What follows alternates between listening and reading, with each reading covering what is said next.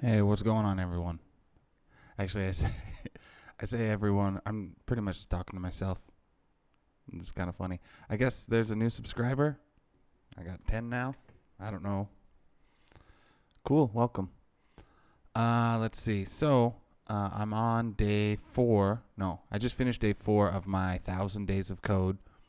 Um, I did it last night. I posted to Twitter last night. Day 4. Today will be day 5. I haven't actually coded yet. So I did day 4. Stupidly, I forgot to post it to GitHub last night, so it's not going to count as my little green square. Which whatever, it doesn't really matter. But I thought it would look cool if you just have a big old solid year of those green squares. So I'm gonna have to wait. I guess I was gonna have to wait a year anyway, but now I have to wait a year and 3 days. It's kind of the same with the code signal stuff. They track they track every day that you're active. Actually, I guess if I did it last night on Code Signal, so I guess technically it should still mark it. So it's just GitHub that is going to have that, 4 days off. If I'm doing it for 1,000 days, doesn't matter. It would be cool to have 3 years of green squares. Is that cool? I don't know. Maybe it's just cool to me. Here's something I noticed though. So I'm going back through the challenges right now. Uh, Actually, I'm gonna switch it over.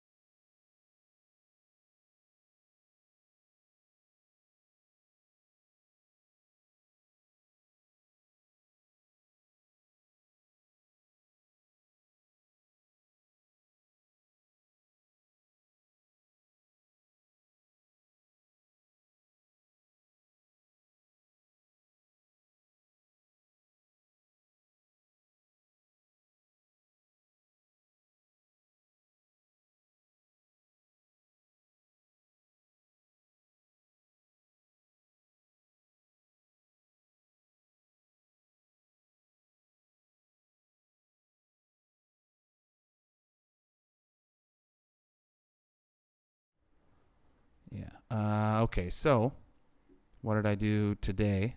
I did wake up at 4 o'clock. I went running. It was like 2 miles. 2 miles plus walking a mile home. Because like I kind of run around a block, so I did like the short, the long, the short, and then I walked the long, if that makes sense. Yesterday I finished up The Thank You Economy by Gary Vaynerchuk. I liked that book. I'm getting more into him. I'm trying to read actually like all of his stuff. Maybe I'm late to the game. I've been following him for a while, but I never much cared about the entrepreneurship part of it. Maybe I'm just trying to think about that more now. But okay, so I finished that, and then like he keeps talking about that's like an old book. I think it was written in 2011 or something like that, which I was telling my wife makes me feel stupid because I've been telling my students and I've been encouraging people to make a blog or to start YouTube or whatever since maybe 2011, 2012, at least 2014. And I didn't do it until just this year. So anyway, so then you listen to this book and he's in 2011, he's talking about how everything's growing. Get online, get online, get online. And I didn't. And so it's like if you could, here's what I think about. I just thought about this just now.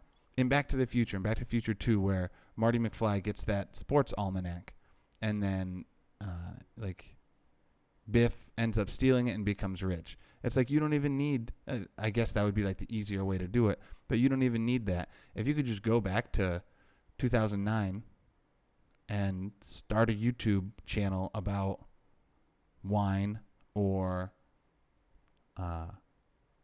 iOS programming or C++ programming or whatever, then you would be rich. If you could have a million subscribers on YouTube, million followers on, or many millions of followers on Twitter or whatever. So I always think about that. Obviously, you can't do that, so start now. That's my next advice. I read this somewhere. When's the best time to plant a tree? Like 30 years ago. But when's the next best time to plant a tree? Today. So just do it. Do it today. It is going to take some time. Maybe this channel, or maybe it never works, actually. So actually, that kind of goes into what I was reading. So I did finish up Thank You Economy, and it kind of reminded me of another book by Seth Godin. So I'm going to keep talking about this one, but it's called The Icarus Deception. Icarus Deception, the premise of the book, or like the premise of the title is that myth, the myth of Icarus, who like him and his dad were trapped in a tower, and his dad made some wings and stuck them on their back for wax, or with wax, but he warned his son, don't fly too close to the sun, and he did. The son was so happy, Icarus was so happy that he could fly. He flew up too high. The sun melted the wax, and then his wings fell off, and he drowned. He fell in the water and he drowned. Because they were like, this tower was over water or whatever. I don't know. And it's some Greek myth. I don't know if you've heard about it. Maybe it doesn't matter. But the whole point of that myth is to like teach you, like, don't aim too high. Don't try to get too far. Like if you reach beyond your grasp, if you do things you aren't capable of, you're just gonna, like, you can get hurt. So like try to stay in that safe zone. At least that's what in the Icarus Deception, that's what he talks about in this book. But the purpose of the Icarus Deception, he also says there's another part of this myth. And the other part of this myth is the father told his son, don't get too close to the water. If you get down too low, then like you're not going to have enough lift in your wings. There's not enough air passing under your wings, or like the water will interrupt the lift, and then you'll lose that, and then you'll fall and you'll drown. And I don't know if that was true or not. Doesn't matter, because it's just like a Greek myth. But so that's overall that's the premise of this book. Seth Godin says we've been trained to not reach too high, to not go too far, because we're afraid of getting hurt, or like, we're not going to be capable. So it seems like what he's saying is people are comfortable with that, so they rein themselves back. But what they don't worry about is reining themselves back like too low or whatever, not reaching high enough. People get comfortable not even just being average, or I guess maybe he's talking about average, but like people get comfortable in their comfort zone and they're afraid to move. And he's kind of talking about, I forget when Icarus Deception, I think that was written in 2012, so maybe it was around the same time. And what he calls it is the connection economy. And he's saying like the world is changing, or the world has changed. Things are different than 30 years ago. And we don't just need companies. So the themes are kind of the same as like linchpin. It is like stretching yourself, giving gifts, doing art. But he's saying we don't just need to rely on companies anymore. And the thing that I really liked, I'm not done with the book yet because I just started today. The thing that really hit me was like now, because we don't need that, we have this connection economy. We don't need Oprah to invite us on TV, or we don't need that book publisher to give us the green light. We can do it. We don't need permission anymore. We can just start up a YouTube channel. The difference is, so we don't need permission. That's the difference. But also everyone can do it. So there's still a large barrier. There's not a barrier to entry, but there's a lot of noise. So you still have to be good. Like just because you don't need permission to do it, so because you don't need permission, you should just do it. But just because you don't need permission and just because you're doing it doesn't automatically equal riches or fame or anything like that. So keep going. But like he thinks the bargain, how do I put it? I guess I would feel this way as well. It's not just he thinks. I say that a lot, but don't sell yourself short. That's basically it. Same reason I'm doing this channel. Like if you are fresh out of school, or if you're fresh out of high school, or even if you're in high school, like you don't just have to play video games. You can learn some skills and do whatever. Start a blog, start a web page. At the beginning, you're not going to be very good, right? Especially if you're in high school. Maybe you have nothing interesting to say. I'm 37. I hope I have some interesting stuff to say about life experience. There's at least that. I was a programming teacher for 7 years. I've been programming for like 15 years. So at least in that space, I think I have something interesting to say. Even though there are people who have been doing it longer than me. But I've met programmers who are 20, who've been doing it for 20 years. And the length of time alone doesn't necessarily equal expertise in the field or something like that. I do happen to think that I'm pretty good and I have some interesting experience. So that's what I'm trying to bring to the table. If you're a high schooler, then use your blog to document, basically. And that comes from Gary Vee as well. Use your blog or use your Twitter to document. Try to get good at programming or marketing or writing or whatever it is. But use that to document and build up that following. And that's part of in the Icarus Deception. He's talking about creating art. It's just doing that thing, giving your unique, fresh, like opinion, I guess, like perspective on whatever the challenges are. And hopefully that becomes interesting to somebody. If you are 18, 15, 18, you want to start a blog, do it, but maybe don't just assume that you're the best at it, or don't just assume that people are don't just assume that people should listen to you, and definitely don't assume that you have expertise. Even Cole from Kojo, he's 23. He still does his best to act humble. He obviously has some experience at 23, because At 16, he was teaching himself how to program and didn't go to parties as much as maybe like normal high schoolers. And he worked hard, kept trying to apply himself at these different jobs, and it ended up working out really well for him. So now at 23, he's senior iOS dev and lead of our mobile team at 23. But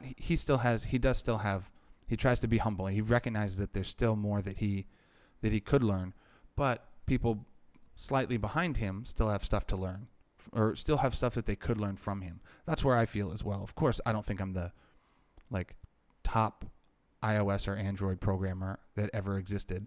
That would be dumb and super ego. But I do think that I'm good enough that if people were to listen to me, they could learn something. And it's not even, I don't even think that's a humble, or I don't even think that's ego. That literally happened for 7 years. That was related to game programming, but still, I was a teacher for 7 years. I have students who created amazing student games and then have now gotten jobs at Facebook or EA or LucasArts. I was just talking with one of my students the other day, and he still didn't graduate yet. I guess he took some time off or something, but he's going to graduate in spring, but he's interning for a graphics library, a third-party graphics library, somebody who's making a graphics engine, and he gets to contribute on that graphics engine as an intern. And he says that's just his dream. And man, I think that's awesome as well. Yeah, so it's not just me being ego saying I think if people were to listen and learn from me, they could learn a lot. I think that just comes from experience, my literal experience teaching at university level. But I still rein in that ego. I still also know that there's tons to learn. I'm constantly learning myself, which is why I'm even doing that 1,000 days of code. Right now, because it was just over the weekend and I was going camping, we couldn't do that much. I didn't have great internet access, so I was just doing some code signal challenges. I'll probably keep doing those, but really my day-to-day coding stuff is going to be my real job, and then working on Kojo stuff, either in the morning or at night. I'm going to keep doing these tutorials. The benefit for me of doing the tutorials is I also get to learn stuff better. That's building tutorials or learning something enough to explain it to somebody else is actually a great way to learn. If you can teach it to somebody, or if you can teach at least pieces of the ins and outs, then you know that subject, well, I guess better than if you weren't able to teach it to somebody. So I think there's some benefit there. I just realized we're quickly approaching the 30-minute mark. So yeah, I guess that's it. I'm going to keep talking about Icarus Deception because it is, I've read it before. It's an interesting book. But yeah, I'm trying to pay more attention to doing stuff outside of, I guess, the norm. I think that is the norm now. If you look at people who are really successful now, it's because they're successful on Facebook, YouTube, Twitter. It doesn't mean you can't be successful in traditional media or traditional marketing or traditional business style. And maybe you got to mix those. It's not necessarily that you want to throw everything out, but I don't want to fall behind. I don't want to keep falling behind. So it's good to have that media presence. Who knows where that leads? The social media presence. Who knows where that leads? Who knows where this channel will lead? Maybe I'll get 11 subscribers. I don't know. Anyway, yeah, I got some Kojo work to do. Hopefully we can get some more videos out this week. I know we're filming another podcast tonight, so look forward to that. Should be a good one. I know. I'll talk with you later.